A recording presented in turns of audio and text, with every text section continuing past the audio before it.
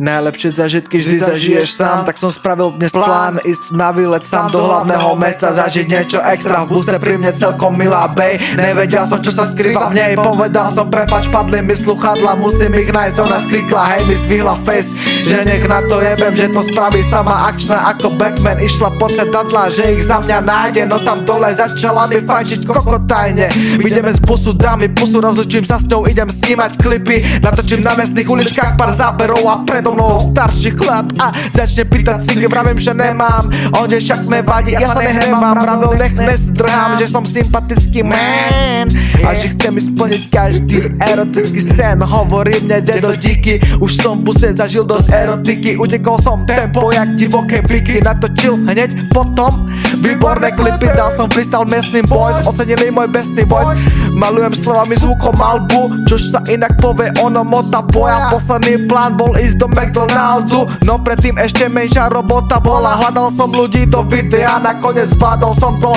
3 dievčatá v nákupnom centre, išiel som na to rovno, dal som im hlbokú myšlienku freestyle, oni dali názor svoj, no potom som sa rozbehol do McDonaldu, potom som si odkrkol, keď som sa najedol, vyrazil som do neznáma zase zrakmi a to je to, čo by som každému navrhol.